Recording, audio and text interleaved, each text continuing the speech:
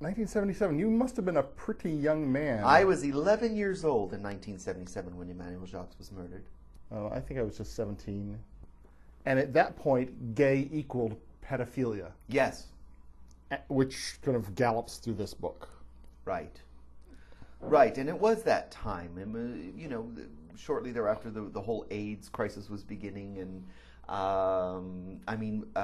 same gender relationships or in the workplace were not even recognized in the Ontario Human Rights Code until '86.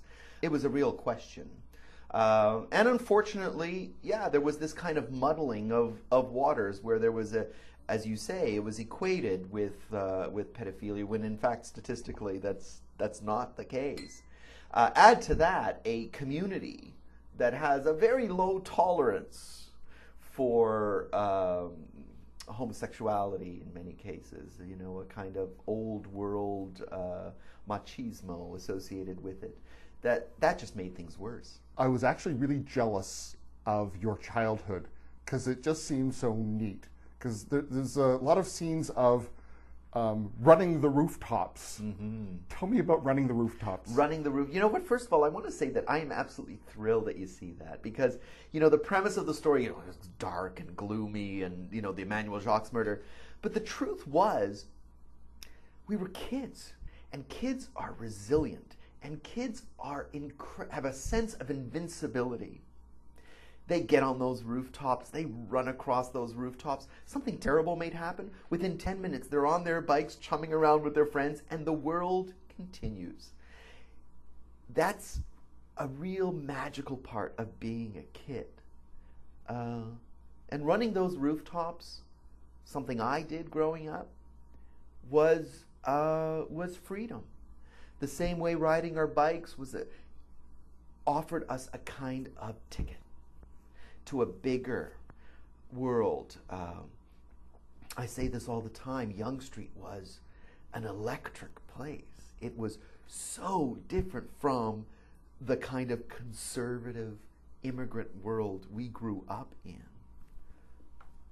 I mean, if you put it into perspective, I grew up in the 70s. My sister was engaged at 21, and I was 17, and I would have to chaperone every time they'd go out on a date. Now, my brother-in-law, who is still my brother-in-law, I mean, he learned quickly how to slip me $20 and pick me up at a designated spot.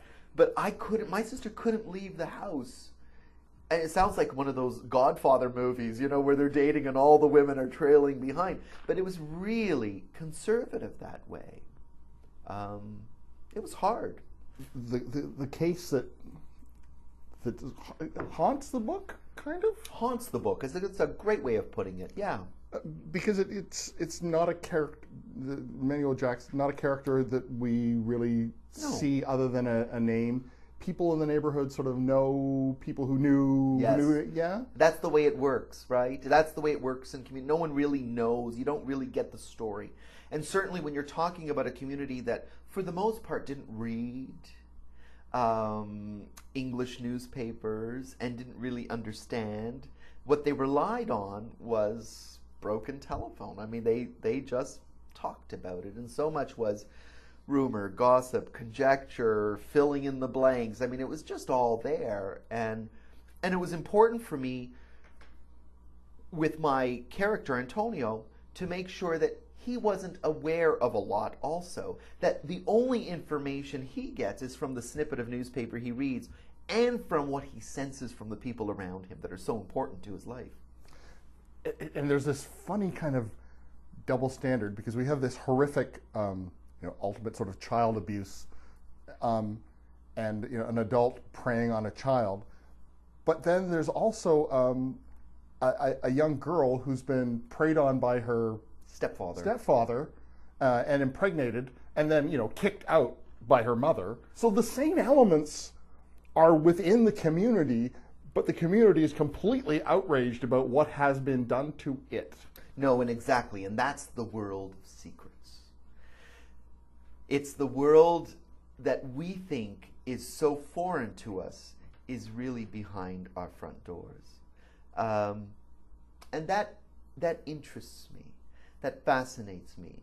Fascinated me, for example, that in the story, that stepfather could take advantage of the daughter that way, the stepdaughter that way. And everyone in the neighborhood knows that that happened, knows that that's going on, and that man walks down the street and they tip their hat to him and they say good morning. They don't like it, but they also understand and adhere to that old adage, what happens in this house stays in this house. And secrets are dangerous. They're extra dangerous when you force children to abide by them, to hold on to that. And I think that was really fascinating for me to play with the idea that these three boys, so tightly knit, know everything about each other, but will never talk about it. And I think that's just part of the way, certainly the way I grew up in that community. Yeah, I think it's pretty common. I think it's pretty common. For anyone who lived in the 70s, you have nailed it. I feel really good about that I was true to a kind of, in my research with all that kind of being very careful with the archival information so that it was dead on, spot on. And I think people would recognize the 70s quite clearly from this book.